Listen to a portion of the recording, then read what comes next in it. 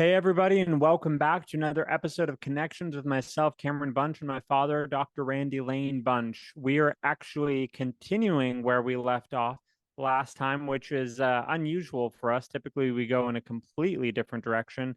Um, but last week, I'm trying to remember the title. I just had a whole the page pulled up, so I remembered it. It was Changing Your Life for Good, I believe, is the Yeah. and so we're going on to part two. Last week we hit on two out of four of the points that we wanted to, and they were both very heavily disciplined oriented.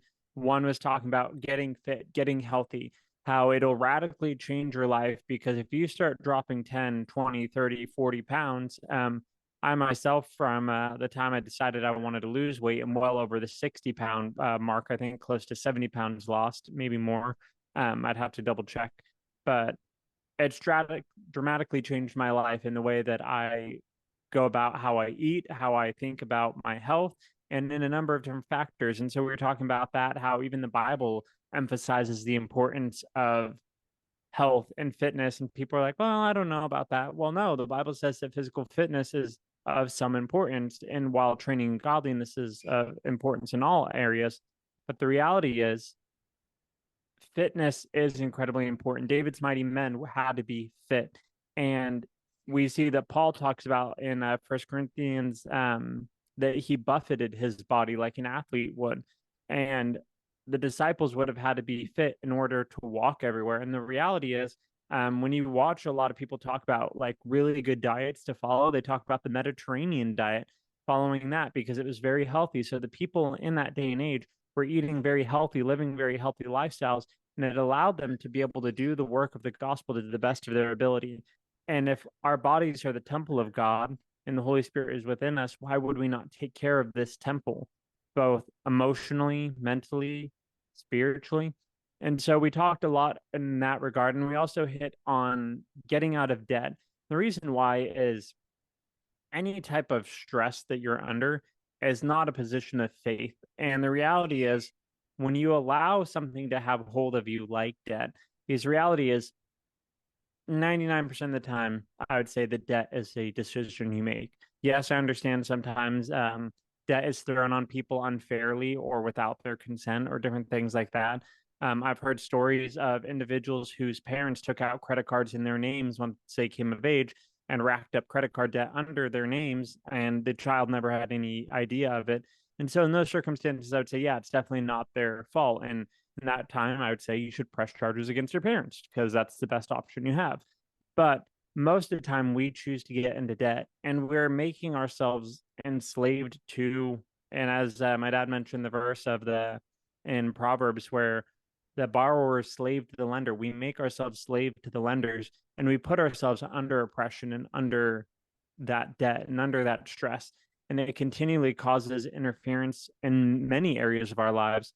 One of the number one reasons for divorce is financial issues. One of the number one reasons for sleep issues in America is stress. And oftentimes, the number one stressor in American life is finances. So clearly, getting out of debt would be substantially beneficial. And also, if we're called to influence our culture and make a difference in our world around us for the gospel and for good, well, we're going to need to be able to have good finances because reality is Disney is able to do a lot of things the way they want because they have money. Apple is able to do a lot of things the way they want because they have money. Whatever company that has a lot of influence, it's because they have a lot of money. And I'm not saying to be greedy or desiring money, but I'm saying that in our economy, in our world we live in, money is influence. And if we want to be able to have the gospel spread to the corners of the earth, it takes finances. You have to have finances to fly there, to drive there, to swim there, to boat there, whatever you're planning to do, it's going to take finances. And so, if you want to be able to promote the gospel better and influence the kingdom of God, it's going to take finances and resources. So there are a couple of points I recap. I'm sure there might be a couple things you want to recap as well. So I'll just open up the conversation before we move on to our new points for this week. Yeah, I think last week, right after our discussion, is when I talked about launching a renewed fitness focus. I had been working out, lifting weights over the last year and a half, since the latter part of January of 2023. And I'm basically at 59, as strong as I was in junior college, minus a couple of things that I probably wouldn't try to do lest I get injured. But overall, my strength is pretty sound. And then um, with the acquisition of muscle over the last year and a half, though, as I said, I'd gained some fat. So I've been now trying to straddle that very difficult line. It's the topic of so many YouTube influencers of gaining muscle or at least retaining muscle, losing fat at the same time. And so far, so good. I've been really watching my caloric intake as well as my carbohydrate intake, and have already dropped a few pounds. Interesting thing too, is as if you're gaining muscle, Cameron, last year, I'm sorry, in 2020, when I was 278 pounds, and most of that was just fat. I hadn't been lifting weights really consistently or anything like that. So I just gotten very, very heavy. And my ring, I couldn't get it off at times. And what's interesting is even though I put some of the weight back on lifting weights, and some of that was fat, I still have days where my ring almost wants to fall off, and I can just slide it up and down my finger easily, especially if I'm not had a lot of sodium. So it's a different kind of weight. So not all weight is bad weight. Sometimes people think, well, I just got to lose weight. I would correct that and say you've got to lose fat. The more muscle you can retain on your body, the better. Science is finding out all the time the benefits of muscle on your frame are extreme. And one of the things that a lot of people, you'll hear women particularly say, well, I don't want to get all bulked up. Listen, sister, you've got a long way before you have to worry about anything like that. I think sometimes what we don't understand is some of the extreme body types we see of overly muscled women, particularly, that's not natural. That came on through probably steroid abuse and everything else. So if you're just, going to the gym and working out and getting good, solid, round muscles and, definition in your muscles, and you've got a nice six pack, you're all you're doing is increasing your health, your longevity. There's so many benefits to that. Not only that, but as we were talking about, Cameron, the visceral fat you lose when you lose fat extends your life. I mean, there's just, and then you feel better. And I was sharing last week, Cameron, about the fit part, that there was a moment I had, I think I shared this last week, when I was standing in Sam's in line wearing a suit that I finally felt like wearing again because I didn't feel like I looked ridiculous in a suit being so heavy. And I remember standing there just not feeling any shame whatsoever because of, being too heavy. And we have an obesity epidemic. It cracks me up when people say, well, Jesus didn't say a lot about being overweight. Well, it's because there's not a obesity epidemic when people are walking, scores of miles a week because they have to get from one location to another and they don't have a Tesla to get there. And not only that, but as you said, the diet was completely different. Everything was made at home. We're not talking about processed foods. So a lot of the problems we have today are a first world problem, really. If you look at the developing world, they don't have issues with obesity. They have the opposite problem. They have maybe a food issue, trying to get food to feed their family, so forth and so on. So again, something that's completely within our control. And one of the things I'm really big on recently is you can age any way you want. If you want to age and look old and feel old and be brittle and unable to do anything at, 67, it makes me so angry when I hear people, even in their 50s, let alone 60s and 70s, saying, oh, I just can't do what I used to do. I just, I got to sit down. My back hurts all the time. Well, you did that. So, and like I said, Cameron, I've been in the healing ministry for all my life. I mean, for all my adult life. We've had the privilege of seeing scores and scores, hundreds, thousands of people testify to healings. But to me, it seems kind of ridiculous to be, believing God for healing while we're abusing our body, shoving things in it that we certainly, what are we going to pray over that? Lord, bless this Twinkie. I mean, I don't think so, and there's nothing wrong with treating yourself from time to time. I think we said that last week, but you just have to live a consistency, a life of health consistently. And we're not talking about being a bodybuilder. The muscle issue isn't about being a bodybuilder or even necessarily about aesthetics, although that will come along with muscle. It's about health. And if you're going to live a long life, then you need to lose visceral fat, body fat in general, and then gain some muscle on your body, and it'll help you tremendously. And as we said last week, just start simple. Just start moving, start walking. Even what they call NEAT, non-exercise activity thermogenesis, actually burns more of our fat, or I'm sorry, more of our calories every day than exercise does. And so people think they're going to go into the gym and work out for an hour or so, and that's going to be enough. That's not going to be it, because you actually burn a relatively small part of the pie when you're in the gym exercising. It's really the non-exercise activity throughout your day. So just parking farther away from the grocery store. I have a job where I'm driving to patients' homes all the time. So maybe parking down the street, walking a little bit extra to get to their house. Little things like that make an enormous difference at the end of the day. So I'm saying start small, but do something. Change your diet, begin to get informed, go to YouTube, look at some influencers, or a lot of them that have PhDs today and are reliable. So yeah, you need to be informed. You need to know who to listen to, but the information is out there. And then, as you said, Cameron, when it comes to, getting out of debt, I talked a little bit last week about this thing that's true with photographers like myself, but and it actually came from guitar players, guitar acquisition syndrome. And then in photography, it's gear acquisition syndrome. And I talked about the fact that a lot of times we have this thought, well, if I can just get this new camera, I just need this new lens, I just need this, I just need, and then I'll be a good photographer. But the truth is, we do this in life all the time. If I can just have a nicer car, if I can have a nicer this, if I can have a nicer that, then I'll be happy. And the fact of the matter is, if that's what it takes to get you happy, what's going to happen when that gets stolen, when that gets removed out of your life, when you can't afford the payments on it anymore? So there's nothing like the feeling of being financially free. Other than financing a couple of pieces of equipment right now, my debt is all but gone. And that feels wonderful. All my credit card debt, I should say. And that feels wonderful, particularly when you've been bound to it for so many years. And so there's nothing like, it's like losing weight, literally. It's that kind of wonderful feeling like I can do things now. I'm not strapped. It's a very similar feeling to losing a lot of weight and being healthy. So yeah, those two factors, if you're talking about changing your life for good, those are two great places to start. And again, let me just say that's a great place to start.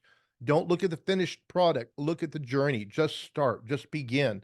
And if you want to reach out to us for more information of what we're doing, feel free to do so. Private message us. We'll be happy to give you information because we're kind of both going at it in some similar ways, but a little bit differently as well. Cameron's more focused on calisthenics and flexibility and things like that, where I'm kind of more of a heavyweight lifter guy. So we're both going at it, both having success, but doing it differently. So we'd be happy to help any way we can. We're not certified, fitness trainers nor nutritionists, but if you just want anecdotal advice and stories of what's helping us, we'll be happy to share that. It's funny that you mentioned that. I was watching two experts in their field talk about one of them, a psychologist, and they're actually saying how they've seen a lot of people tending away from licensed experts and going towards coaches because in psychology, he was saying we can't tell someone what to think or how to think. We can only ask questions and try and bring them to the conclusions. He's like, but you go to a coach and they'll tell you, no, don't think that way, think this way. Yeah. And like you go to someone who's like a nutritionist and a like dietitian, they're like, well, do you think that's gonna really help, or do you think that? And you go to a coach, you're like, no, don't eat that. Eat this. Don't work out that way. Work out this way. Yeah. And so I would say, yeah, we're definitely not experts. We'd be more in the line of coaches of like, don't do that. Like, no, that's gonna be terrible. But we are not experts in that field, but we are definitely willing to help. But I think moving on to one of our other points, I think one of the best things you can do to change your life for good is learning a new skill. I think so often in life, and what causes us often to drift away from friend circles that we had, scientists said, and this study was done a while ago, that you replace your circle of friends about every 7 years, all the people closest to you. And I think in the world we live in, it might be even faster than that now with how much rapidly changes, how much life changes, how much we move. And I think oftentimes one of the things that causes separation is not you just don't like that person anymore. It's that you're in a different season of life. And if you choose to live a life of growth, you're going to outgrow a lot of your friends.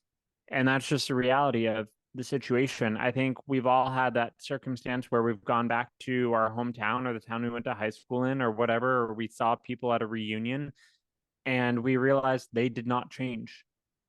And you feel sorry for them because the reality is, and I'm actually going to be going to my high school reunion later this year, so I can say all this stuff because I haven't actually gone to it yet. So I can say the harsh things because I haven't had the experience, so no one will think I'm talking about them. But the reality is, so many people go back to these high school reunions, and what they find is sad and pitiful because the people, it's the stereotype of the football player who is trying to relive his glory days still in football, or the person that was popular and pretty, just trying to talk about how she was so cool and how no one else is cool anymore, and trying to cling to these days. And I remember I had a teacher that told me, Cameron, if you come back and tell me that your high school days were your best days, I'll think you're pathetic. And I appreciated it because it was the truth of, he's like, these days should be good, but they shouldn't be your best. He's like, you have so Right. much more ahead of you. Yeah. And it's so true. I mean, if you were to think about it, and I'm just saying right now, if high school was your best days, that is a very sad statement, because there's so much more growth you could have done from high school. There's Yeah. so much more you could have achieved, whether that was finding a job, a passion that you love, developing your skills, growing, learning, starting a family, having children. And I know for some people that getting married and children isn't everything, but I'm sure there were professional goals or traveling goals or some type of passion, ambition that you had. And if you let it all die at high school, then what's the point? And so we've talked about this many times, that oftentimes people assume that growth happens automatically because growing up, it happens automatically. Our hair grows, our nails grow, our bodies grow. We keep going through subsequent grades that has a number value to it. We're assigned values of our grades, whether it's F, D, C, B, A, so on. And we start judging ourselves by how we're growing and our metrics and whatnot. And then all of a sudden, we get out of high school or college, if you chose to go on to college, and now what? Well, we go to our job, we learn our job, and so many people stop there. They don't decide to learn anything more. You go home, you watch some TV, play a game, do whatever, and the day starts over. Um, the reality is, though, we're not meant to stop growing. In our faith, Yeah. we're not meant to stop growing. We're not meant to stop pursuing faith and growing and endeavoring to do more. One of the things that you see Jesus continually do with his disciples is push them out of their comfort zones. I mean, one of the first things he does is send his disciples out two by two by themselves so that they can put what they have learned into practice, because so many times we spend so much time learning and inquiring and we never do anything with it. And what's the point to learn if you're just going to hoard it for yourself? um, Yeah. there's a number of influencers that I enjoy watching, and one of them, in a much more crass way, pretty much said that if you're just acquiring knowledge for your own sake, then you're worthless and you're just doing it for your own vanity and pride. He used a lot more crude analogy that I'm not going to use, but it's the point stands the same, that if we're acquiring knowledge just to benefit ourselves, what's the purpose? If we're trying to do it for our own selfish gains, and how are we really living as Christians? One of the reasons I love learning is because I know that I can help people when they need it. I love learning because so many people will come and ask me for advice or have questions, and I'm able to help. And so our pursuit of learning new skills or acquiring new knowledge is not a selfish one, but it's one that we can use to glorify God. And it's through our interests that we connect with those outside of us. Our interests increase our spheres of influence into other people's lives. I'm sure my dad will talk on it in a sec, so I won't go too much into that. But I can tell you that for myself, my interest fields, because of what I'm interested in, allows me into different areas that I might not otherwise be in. It might be in a Christian group that is completely different from my belief, and I can learn from them and take things that I think are good and leave what's bad, or I can hang out with people in my own circle, take what's good, leave what's bad, hang out with people that are completely outside the church, take what's good, leave what's bad. And I'm able to influence each one of those categories and bring Christ into those, whether they are people of the same faith as me, people of the same faith, but really different beliefs, or people completely outside the church. And because of those spheres of influence, I'm able to walk into more doors. And as I acquire new skills and learn things, it gives me more access to the people around me, and it gives me more empathy towards different fields, or makes me appreciate different things. I'm a very logical person. So when I take an interest in something in an artistic field, it gives me a lot of sympathy and empathy towards those in the artistic field, because my mind does not naturally bend that way. It bends towards what is logical or analytical. And so not only does it give us doorways into other people's lives, but it gives us the empathy and sympathy to see their lives and understand them. Yeah, I would say I'm kind of like wired maybe by nature a little differently. Like I would say that my right brain, artistic, creative side is what I initially leaned to. And yet, and like that was reflected in the things I was good in school, like math, something where you have to have an exact answer was boring, disinteresting. Whereas something that was more conceptual, like for example, looking at a story and breaking it down and trying to understand the motives of people and so forth, or creative writing, those were the areas where I excelled and I loved it and still do. And throughout my 50s, I was primarily an author. I mean, I was a pastor, I was a professor, and what really helped me, Cameron, is when I got to apologetics. That really helped to develop the critical thinking, analytical logic side of my mind. People that downplay philosophy, particularly in the church, it really irks me because I just think you're lazy thinkers. Because philosophy really has to do with critical thinking. And a lot of the errors I see people make today, Cameron, theologically, it's not really a theological error, it's a critical thinking error. They're just not even thinking through the situation.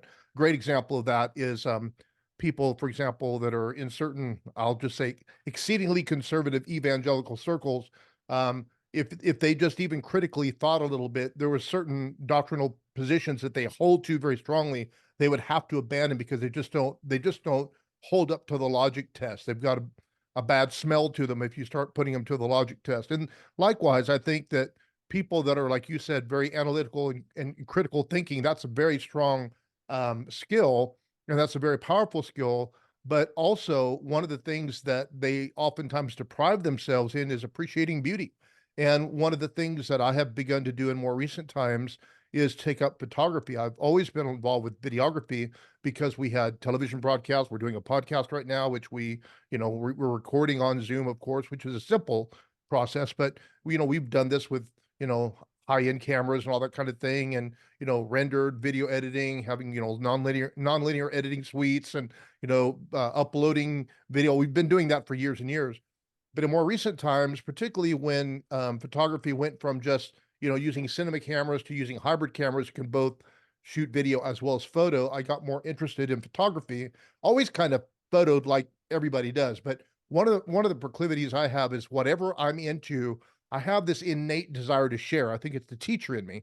And so when my wife and I began off-roading, we would start snapping pictures of things we were seeing, and like the California Badgers out on the Carrizo Plains or things like that, and sharing them on Facebook. And sometimes it'd be a video, sometimes it'd be a photograph. And we began to notice people really enjoyed that. It was kind of like some of the people that were watching it were people that were housebound or shut in, or just, they don't get out there, they don't live close to that. And it was kind of like we were letting them have a peek into our world and kind of carrying them along with us. And so when I began to shoot photos, and particularly since I live near the Carrizo Plains National Monument, we just went through the wildflower season. I took tons, hundreds and hundreds of photos, edited them, and showed them on Facebook. And now I actually have a website, and I've got, a photo magazine I just put together that I'm going to begin to produce on a semi-regular basis. I'm going to begin selling prints and things like that.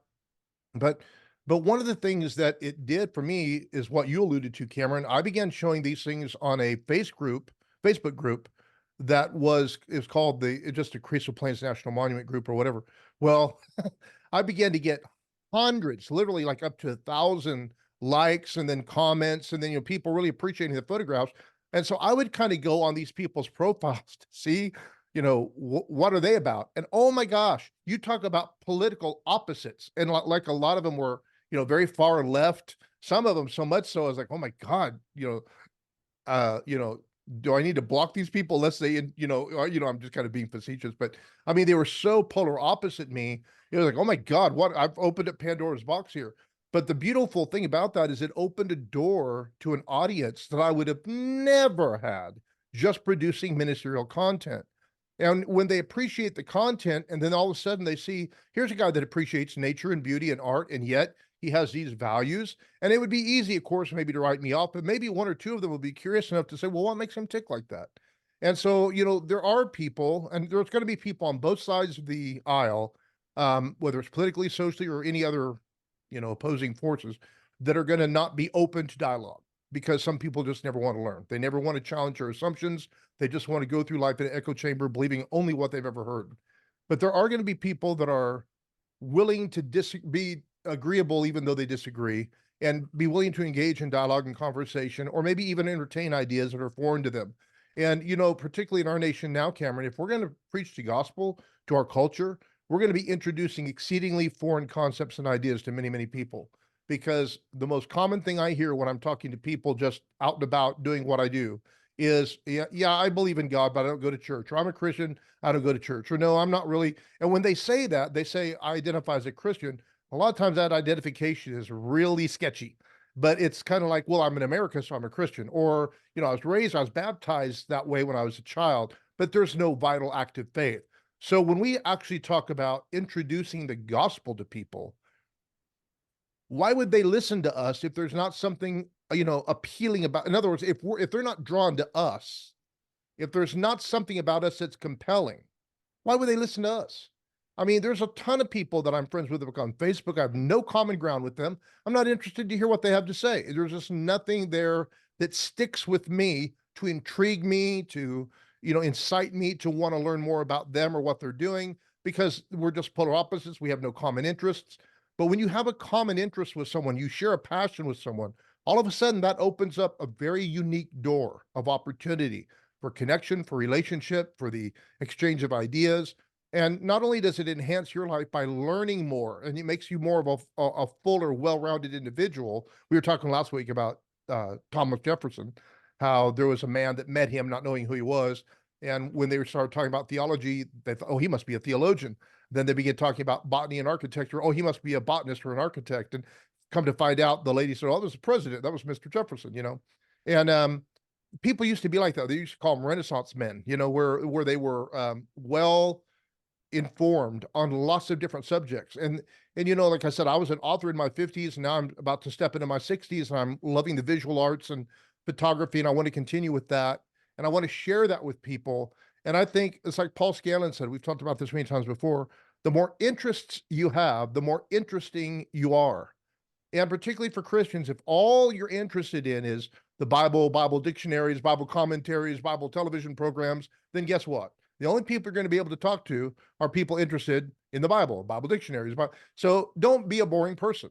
And this is something that I think the Christian church, Cameron, and I'm an insider. I'm in as far as you can be, as far as that goes. However, we, the church, are so out of touch much of the time because we assume that other people are interested in what we're interested in. And I'm telling you, they are not at all, not even remotely. And they think we're weird, and we earned that legitimately. And so if we don't become, it would just be wonderful to see a lot of Christians, have normal interests and activities and things that other people could connect with. And when they see that not only are they a believer in Jesus, but man, they're really an accomplished this or that. And, they're really knowledgeable about this area. And I didn't know they were more, a lot of times they just see us as one-dimensional nutcases, to be honest. And I'm not saying that to be critical. This is a fact. And if we don't understand that, we're going to be more and more alienated from the world we profess we want to reach.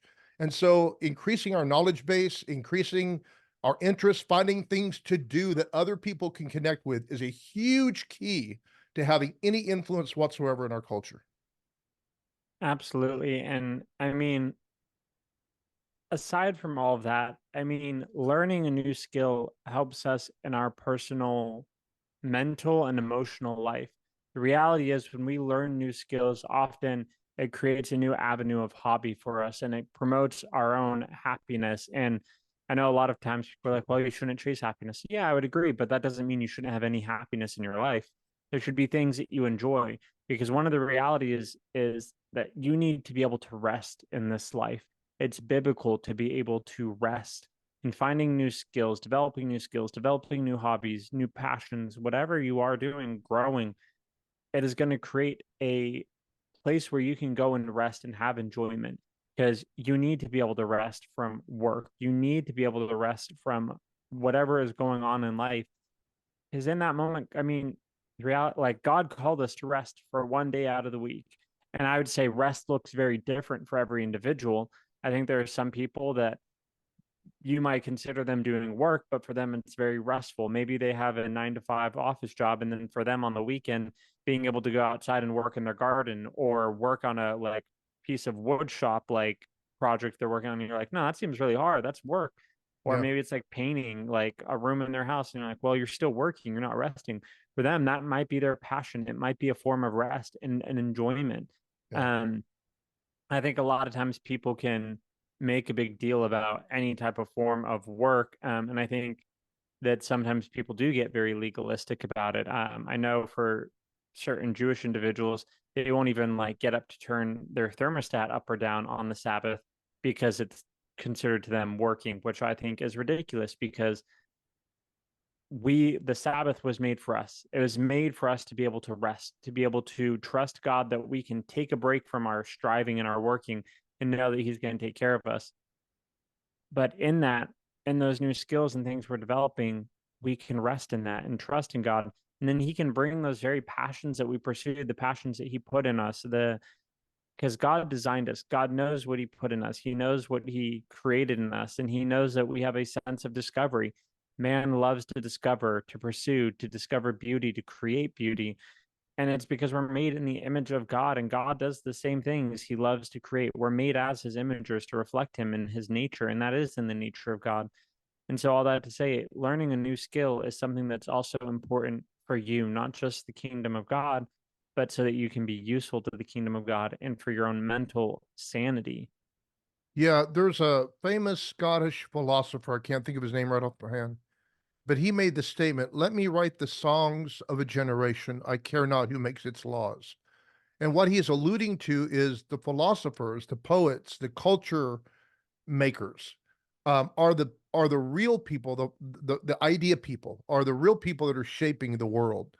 Politics follows culture. So I'm saying that to say that if we as Christians are only thinking about theology in some kind of ivory tower, clinical, what does a Greek and Hebrew say kind of way, and trying to live these rigid lives of like, I'm not trying, I want to make sure I'm not, walking outside these boundaries. Well, it's good to live a righteous and godly life, but we forget that part of God's nature is that He is creative and aesthetic.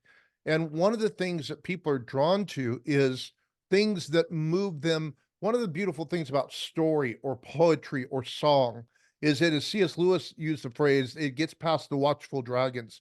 For example, somebody might be on guard against your argument for Christianity, but if you're singing a song about the compelling love of Jesus and the sacrifice He made, something about that slips past.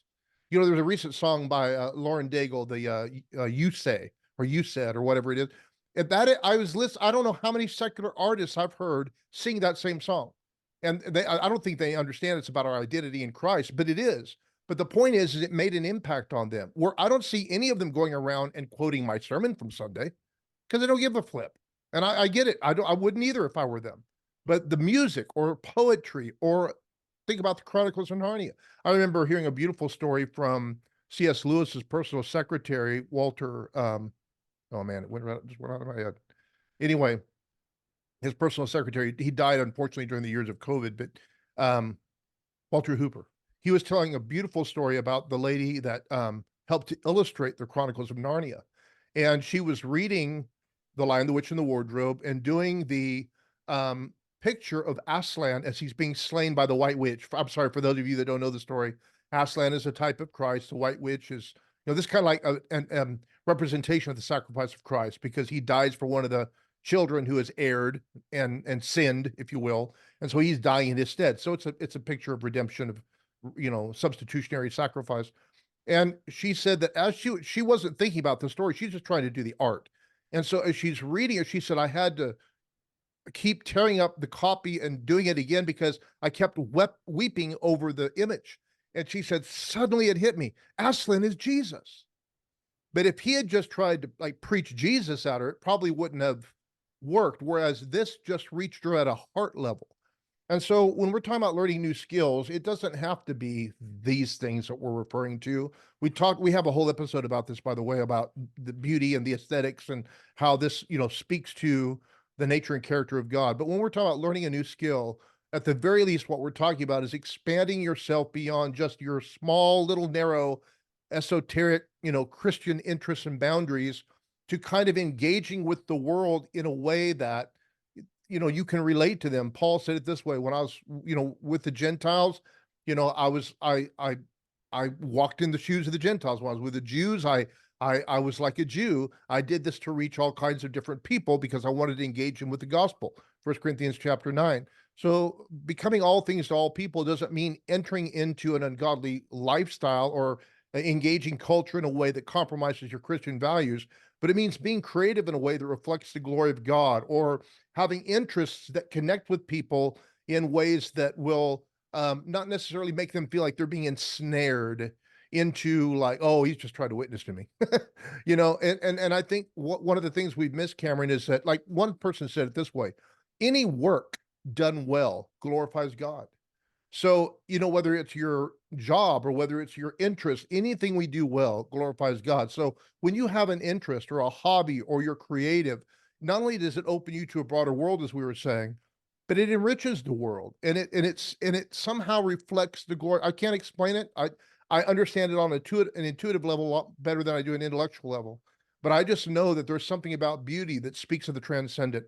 And when we engage in creative enterprises, or when we engage in hobbies other people can connect with, it opens up doors that, like I said, just trying to preach at people doesn't. I recently, Cameron, around here, we've had a street preacher, and he's well intending, but I'm just thinking about this rationally. I'm looking at this guy. He's literally wearing a robe. He has a big cross, a couple of tablet looking things that I guess are supposed to be like the Ten Commandments, and they have scriptures or, calls to repent on it. And I'm thinking, if that ever worked, I don't know that it ever did. And I mean, I think the guy's heart's in the right place, and there's nothing wrong with sharing the gospel in an open forum, certainly. But I just think, when you look at that, there's nothing that the average individual in our culture today can relate to a Moses looking character. What I'm saying? I just don't think that's effective. And I think a lot of times what we wanted is the world to conform to our concept and conceptualizations of, the way things should be, rather than trying to speak in their language so that we can bring the gospel in a way that they can relate. Absolutely. And I think oftentimes when we stay so isolated, like you mentioned earlier, we do become those creepy Christians. And I think we're going to be going into our last point, and this kind of bleeds into it, is that you need to find a community that provides a growth environment. And you're not going to be able to enter into any of those communities if you're not willing to have a teachable attitude, willing to learn new skills, because you're going to look like that creepy dude in a robe holding 10 commandments, and they're going to be like, no, you're not welcome in our group.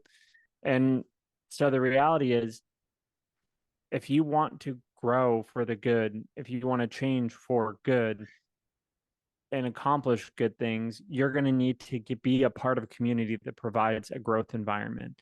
Um, and there's so many different ways to find different types of community. I think oftentimes we hear community and we think, oh, just a group of peers. But one way I engage with a community is I meet with a mentor weekly to help me analyze different areas that I'm falling short in. I've had different accountability groups over the course of my life. I've gone through therapy, which is a type of community that I've gone through to help me. Uh, Meeting with like-minded people, meeting with people very different from me. And I think we need to find communities that provide a growth environment. And if you're in a community that does not provide one, because I think oftentimes people find themselves in the same communities they grew up in and nothing's changed. And it might hurt to cut yourself out of that group. They might feel betrayed. You might be awkward, but oftentimes you need to cut yourself away from them if you want to grow. Or you need to start finding another group that you spend more time with, that you invest more time with, that is going to want to grow. Because the reality is, you can say it tons of different ways, but it's the whole people are elevators. They either take you up or they bring you down. We rise or fall to the level of our associates. And if your associates are good associates, you're going to grow, you're going to increase. I mean, when you listen to a lot of entrepreneurs, oftentimes they'll talk about the extreme amounts of money they have spent to have an hour of someone's time, Mhm. to have a coach, to have a mentor, that they worked for that person for free. Or I know one person that spent millions of dollars to have an hour of a person's time just because they were so successful and they knew if I had 1 hour of their time, I could learn. So the reality is, the community we surround ourselves with is vitally important. You find that a lot of wealthy people spend time with wealthy people, and they start becoming wealthier because they learn the way they spend money. They learn the way they make money. You find people that are great athletes spend a lot of time with other athletes. They start sharing workout tips. They start sharing diet habits. They start sharing all this information. You find that people that love reading books find people that love reading Yeah. books, and so on and so forth. It's because when you hang out with those people, you're more encouraged to do what you want to do. And I think we live in a great day and age where if you can't find an in-person community, you can find an online community. And one of the things when I want to grow, I just inundate myself with videos, with literature. And right now I've been focusing on my health. And getting healthier nutrition wise, getting healthier fitness wise. So I watch a lot of YouTube videos around fitness. I read a lot of articles around nutrition and fitness. If you'd asked me a couple months ago, I would have told you that I watch a lot on finances and read a lot on finances because each one of these areas, as we want to grow, and that doesn't mean one of those might not cycle back. I probably will end up cycling back to finance at some point as I want to go to the next level and I'll be researching different things. At some point in my life, the same videos that I watch for fitness are not going to do it anymore. I'm going to have to find more niche and specific things that have higher knowledge. Same thing with, like I said, entrepreneurs often pay a lot of money to get into the next level group because the group that they're with, they've outgrown and they need to go up higher. The reality is, our communities have to constantly change. We are learning new skills, but getting plugged in first with a community that provides a growth environment. Similarly, they talk about how if you're an addict, you don't stay with your group of friends, you cut them out and find a new group. Why? Because if you became an addict in that group, it's probably because of negative influence from people in that group. So you need to find an entirely new community because your triggers are in that community, That's right. because you're hanging out with people and they might start pulling out drugs and all of a sudden you want to do drugs now. And you have to set boundaries, so you have to be able to identify your triggers and then set boundaries so you don't get near your triggers, and that if something is triggered, you know how to stay away from it.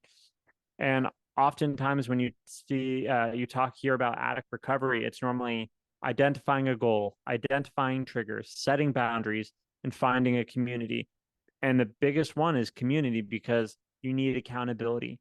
And so each one of us needs to find environments that foster growth, that foster accountability, and foster integrity, because there's nothing worse than having people tell you they love you, but not tell you the truth. And I think genuine love, and we've talked about this on this podcast, genuine love tells the truth. But so often people do not want to share the truth to spare your feelings, and it ends up being more detrimental for you and for your future. Yeah, the interesting thing about our communities, particularly if it's not a good community, like you said, we rise or fall to the level of our associations. A lot of times when people are trying to make a move, let's say let's just use an example from our urban world, a young black man, has and I use that because this is a demographic where what I'm about to share may be very familiar. But let's say, oftentimes fatherlessness is a problem in the African American community. Let's say a young man, has the opportunity to either get involved with a gang or because he recognizes some potential he has in school and he's smart, he begins to realize, I don't want to associate with that. So he has to kind of break loose with some of his, playground friends that are kind of leaning toward the gang because maybe they don't have the same potential as far as school is concerned, whatever else. So as he begins to try to, educate himself and find a group of people that are contributing to this desire of his to aspire to something more, a lot of times you get a lot of backlash from his old friends and well, you're too good for us now, or and I'm just using that as an example, but this is true across the board. Even in Christianity, when people try to I want to really be earnest about my um walk with God, or in fitness, I'm going to get fit, and then all of a sudden, oh, wow, you can't eat a donut anymore. No matter what you aspire to do, there's this syndrome called tall poppy syndrome where people just feel the need to pull you down when you begin to rise above the crowd. And so sometimes these decisions have to be very definite. And it doesn't mean you don't love those people, it doesn't mean you don't have any interaction with them, but it means that you just got to know when to make a break and when to find community that's going to contribute to your growth. Not every community, not even every church community is a growth environment. However, since I've been kind of critical on us, the church, let me say that one of the greatest places where you can find good community is in, like, say, a church home group or a community that meets in people's homes. I'm a big believer, Cameron. Thank God for the local church. I'm a big believer in the local church, love pastors, very supportive of pastors. But one of the things I think is great is when churches have home groups, because what it does, it creates a more informal environment where people can contribute and talk and share. And a lot of times, most of our learning today is kind of more of a lecture format. And I certainly believe in preaching and teaching. But I think also, particularly with younger people, they want to contribute. They want to ask questions. They want to get in it.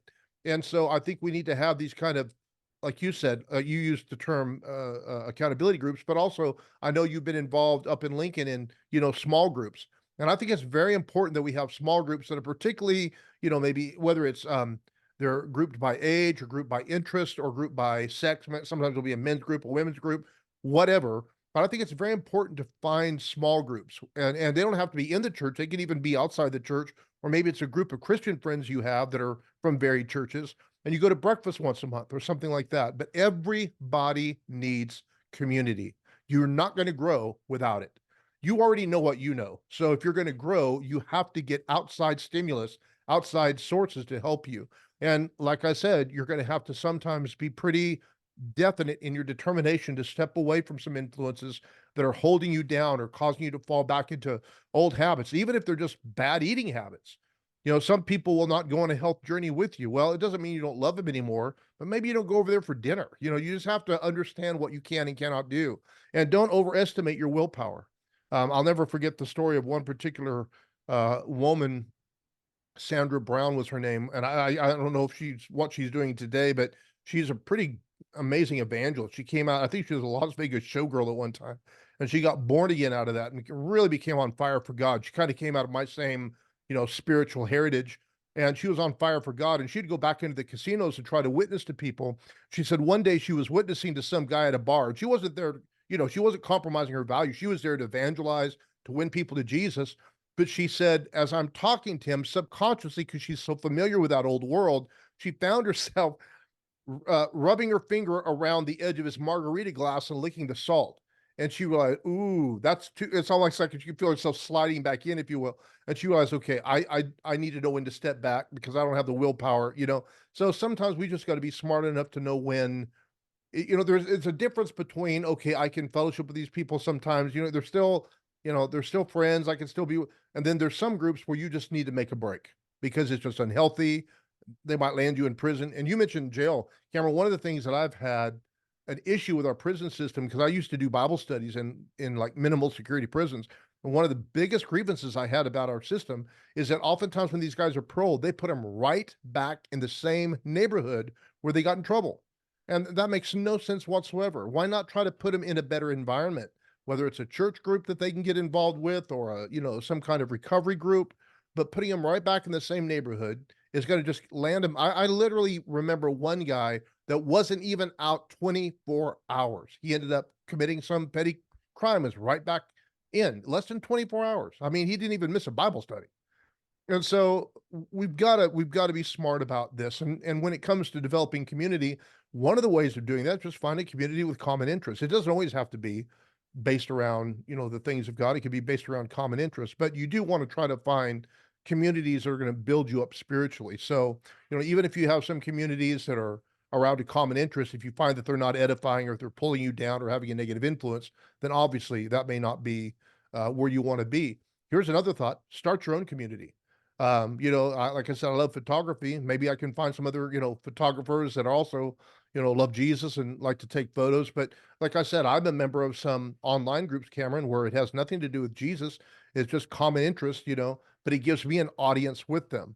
But again, if we're going to learn, we're going to have to make ourselves available to resources outside ourselves so that we can grow. And, we certainly want to grow in Christ. That's what the local church is for. That's what small groups are for. We can create our own small Bible studies that meet, like I said, once a week at Denny's for coffee and breakfast or whatever.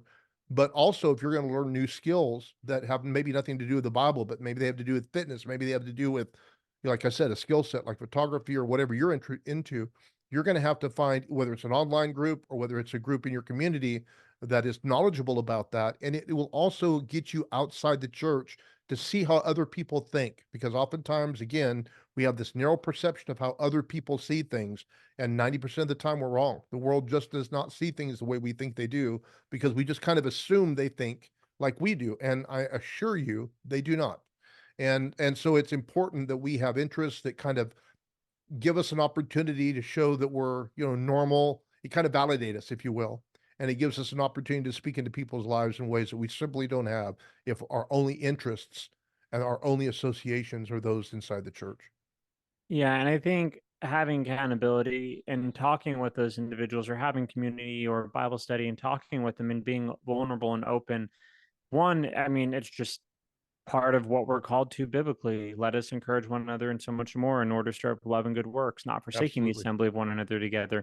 As iron Yeah. sharpens iron, so one man sharpens another. I mean, I could go on and on about different verses talking about accountability and the importance of vulnerability. And you can even bring up these like relationships in the Bible where they had great accountability and vulnerability, David and Jonathan, or um, Peter, James and John, and you can go on and on of Paul and Barnabas, Paul and Silas. And so we need to have community. We need to have accountability. We need to have people in our corner. And you were talking about the lady and like, just like, if you don't have a community with you, you can go right back to rubbing the rim of that glass. And I mean, if you're someone that struggles with food, why would you have unhealthy food in your house? And you're Yeah. like, well, I have the willpower to say no, but why have it anyway? Why have it anyway? I Yeah. do really well at staying to my diets, like for how far I've come. But still, the other day I made cheesecake for Mother's Day, and I had like two like small squares left of it today, and I ended up eating it. And I mean, I was fine. I was doing the math for it and was fine in my diet. And so don't get me wrong. It's not like I was like, oh no. I looked at it, I'm like, no, I can fit that in my diet today. And it was two small pieces. So I'm okay. But for other people, if they had like a whole cheesecake, and there's a reason, like I made my wife take the vast majority of the cheesecake to her school and give out the pieces, not because I was afraid, like, you know what if I just start eating it all? What if I lose my diet and just go over the rail? No, it wasn't that. It was why have it in the house? So I told her to take the vast majority of it and give it to coworkers and everything. And I saved a couple pieces for me that I knew I'm like, okay, I can eat these over a couple of days. It'll be nothing. But if you're someone at the beginning of your journey and you're still struggling, why have it in your house at all? Same thing goes for other areas too. It's not just health. Let's talk about finances. If you're not good with finances, why take out another credit card? Well, I'm just trying to like get more credit cards so I can build my credit history. You might not be at that place. You know what? Why not just focus on getting out of debt, staying out of debt? Maybe you need to cut up your credit cards and cancel them. Or it's like, well, I've been saving money, I've been doing really well, and so we're just going to go around and go window shopping. Why?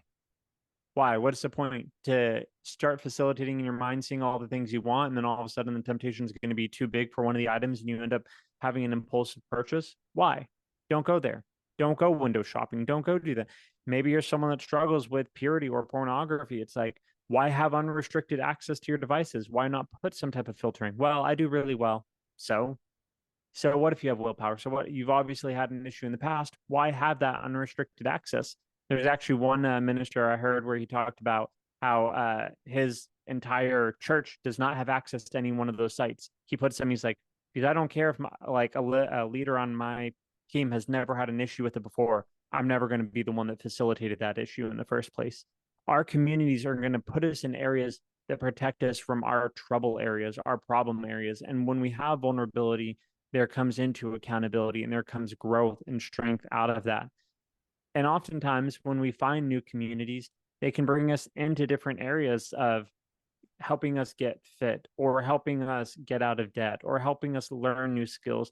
Our communities oftentimes are the exposures through which we have our first touches towards things, whether it is like someone's like, hey, we've been hanging out a lot. I have to go to the gym and I want to hang out with you tomorrow. Do you want to go with me? And all of a sudden you find a new healthy habit.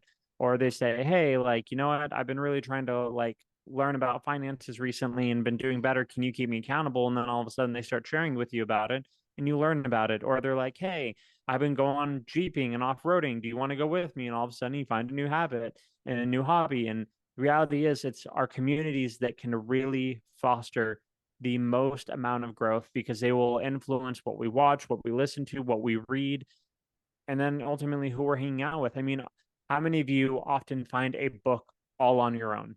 How many of you stumble across a book just because you stumble across it? How much more often do you read a book because someone recommended it? Recommend it. Yeah. I can tell you, I don't know if there's a single book I have ever decided to read on my own, except for when I was in grade school and they gave you those little pieces of paper where you would order a book. And I ordered a book and I ended up reading it on my own. The vast majority of books have been given to me, recommended to me, assigned to me. And that doesn't mean I've not loved them. No, it just means that I've loved them all the more because they've come from people that I know are growth oriented or have my best interest at heart. So I read them and I grow a lot from them.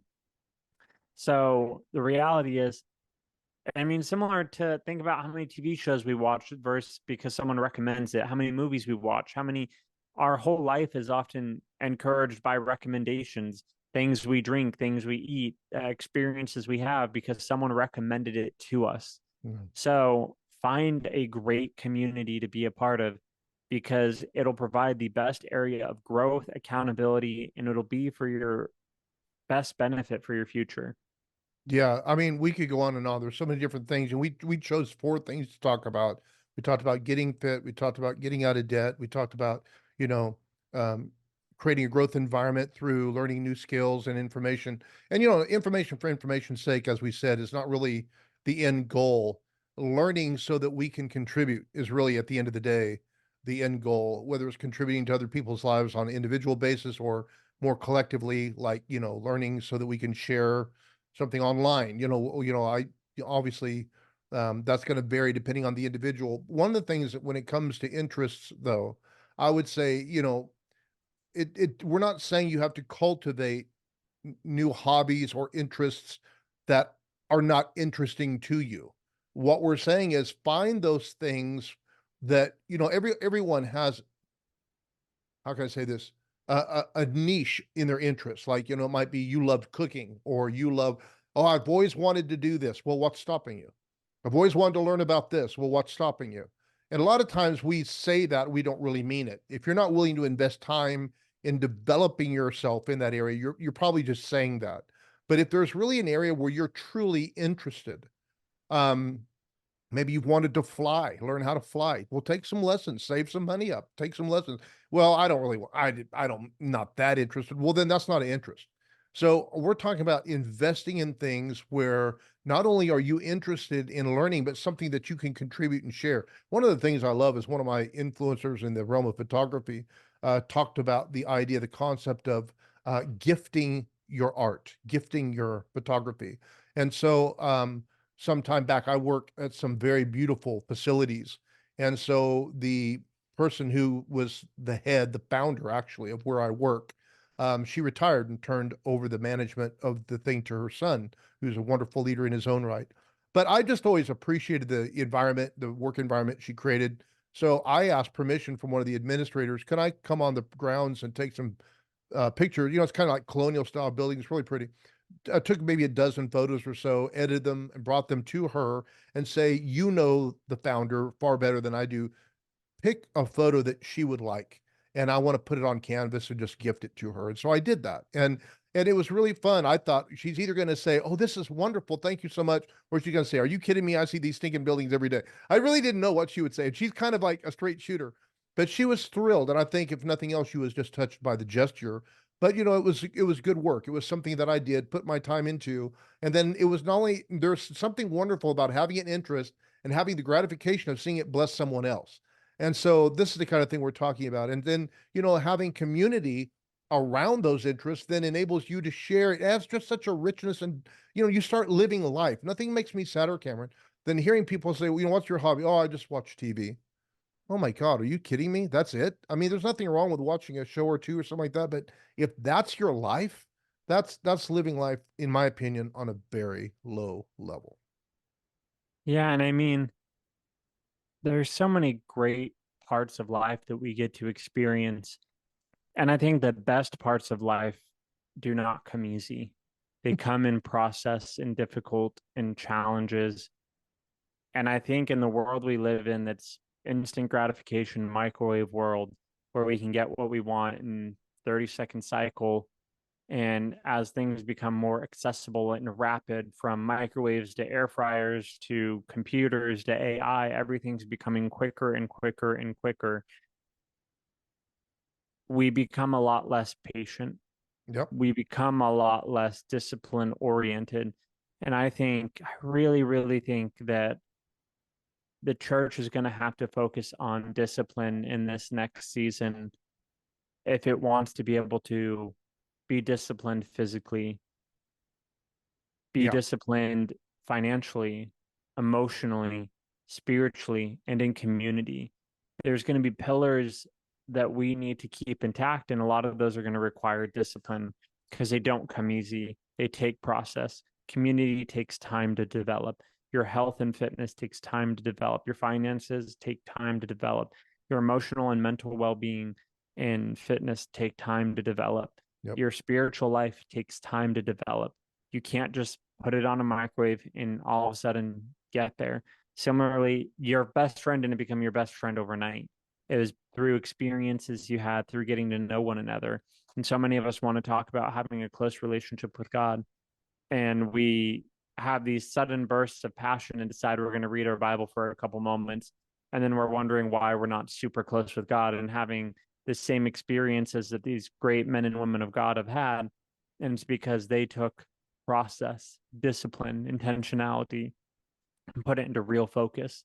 And if we want to have as impactful a life and have the best parts of life, it's going to be process, discipline, challenge, difficulty, and embracing that.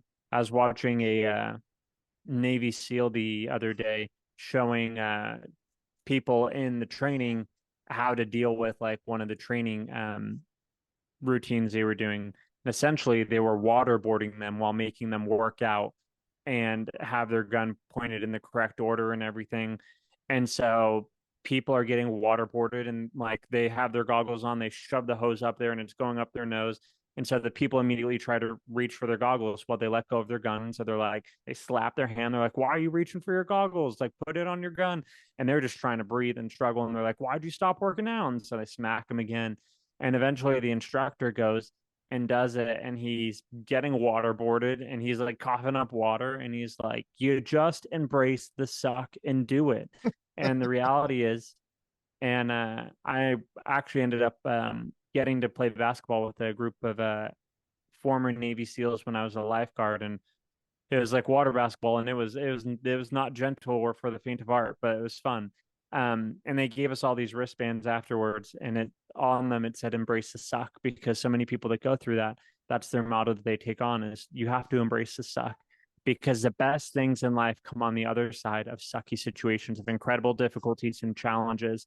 The most successful people in life talk about that their success came just on the other side of their biggest challenges, their biggest obstacles, their biggest difficulties.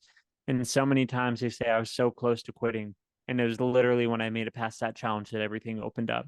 Life is going to be difficult. There's going to be hurdles and barriers.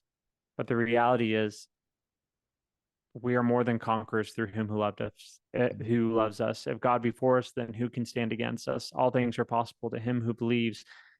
I mean, through Christ, all things are possible. And the reality is, if we really truly believe that, then why would we stop? And there's a story of Elisha in the Bible when he's on his deathbed, and the king comes in and is telling him an army's coming against them. And so Elijah tells him to shoot an arrow out the window, and it means the arrow of victory. And then he tells him to take out some arrows from his quiver and strike the ground.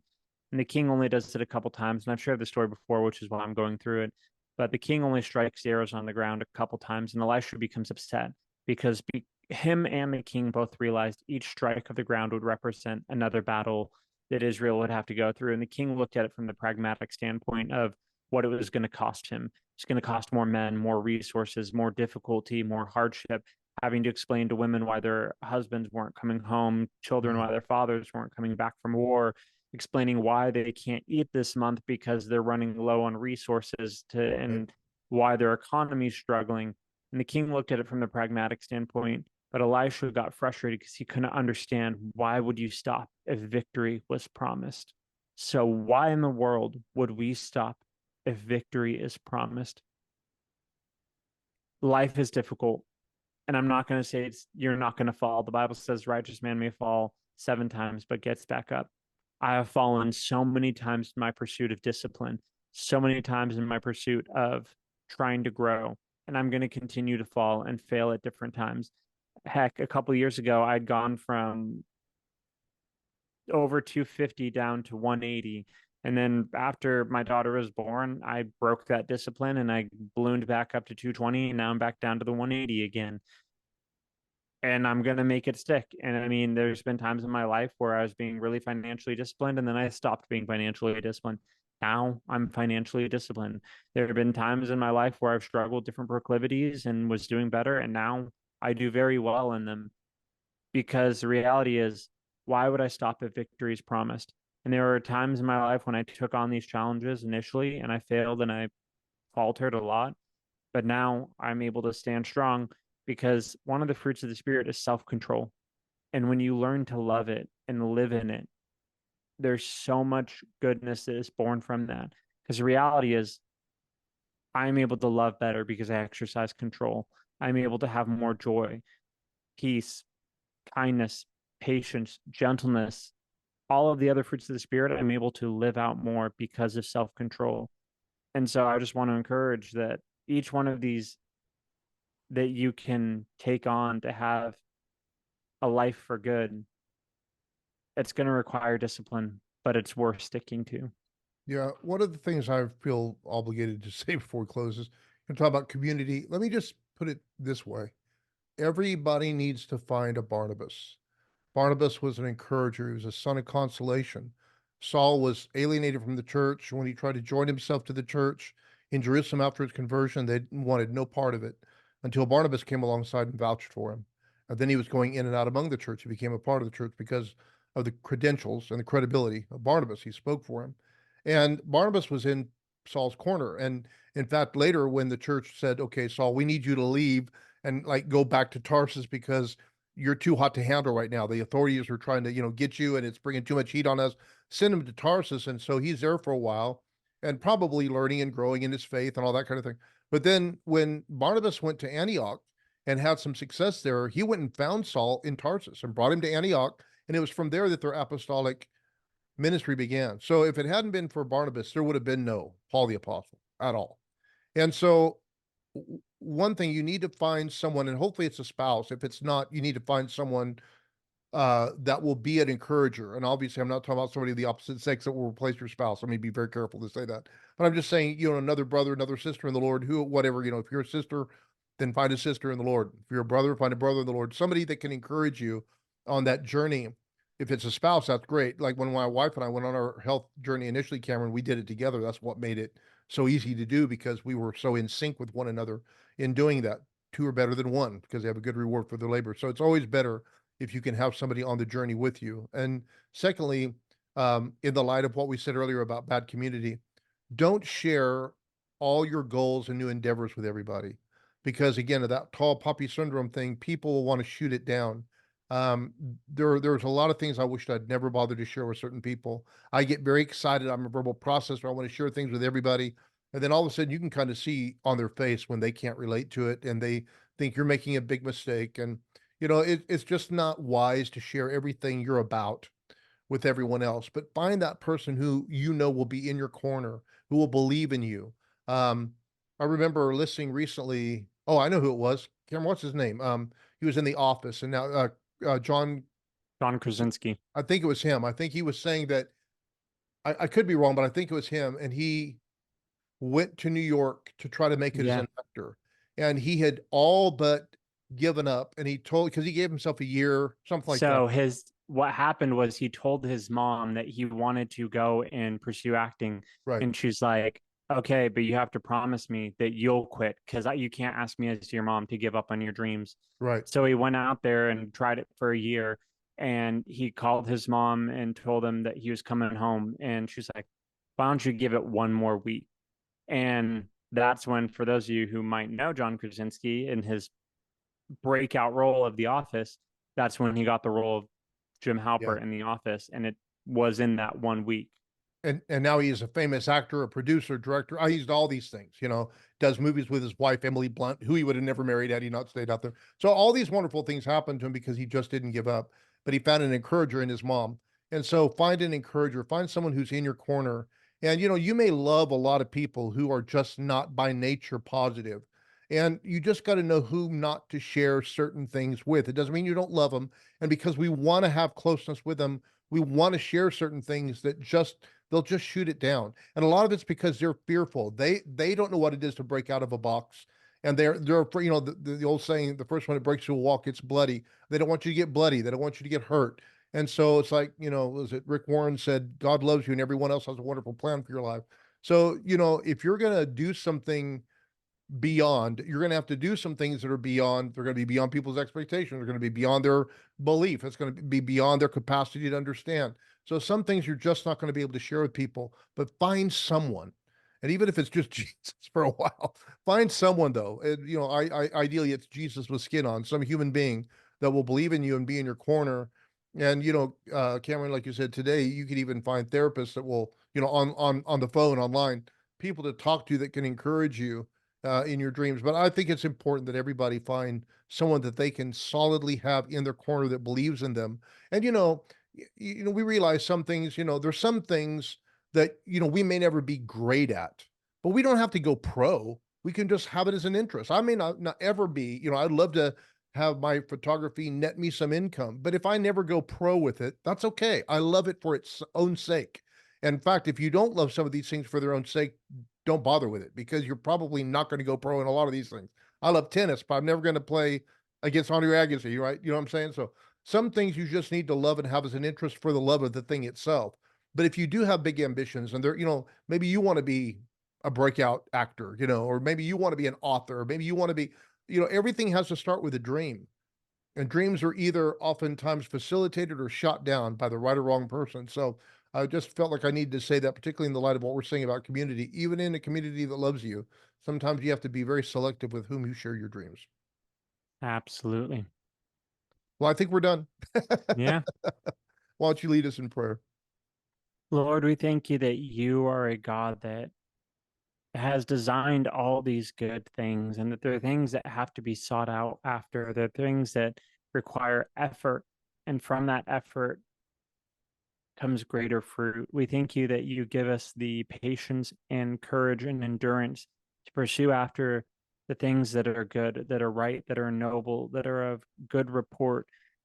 And we thank you that you give us just encouragement to run our race well, that as we endeavor to, whether it's getting fit or getting out of debt, acquiring new skills, or finding community of people of precious like faith, or finding people that we can share the gospel with, that you are the one that is leading and guiding us, that we continue first and foremost to foster our relationship with you, to foster our spiritual lives.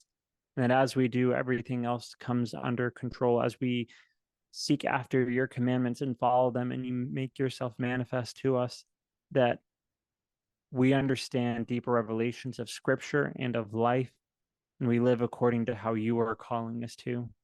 We thank you, Lord, for everything you are doing in and through our lives, and it's in your Son's name we pray. Amen. Amen. Well, thanks everybody for being with us tonight. We'll be back next week with something else, and we'll probably be going in a very different direction, but we appreciate you being with us. Sometimes on this, we're just verbally processing ourselves and thinking through things. And so we're not necessarily promising that everything we share with you is the finished product. It's just as we're processing in conversation things, we learn ourselves. And so, hopefully this has triggered some thoughts in you, and you may find a different kind of application, or you might find another thing to change your life for the good. Share those with us. So your private messages, or even put it in the comments. You may come up with another thing that's excellent that we didn't even think about. So we encourage the dialogue. We love you guys. We appreciate that you enjoy the broadcast. We get a lot of people even from other parts of the world that are watching and letting us know that they're there. So we appreciate you guys being with us, and we'll see you next week. Bye-bye. Bye-bye.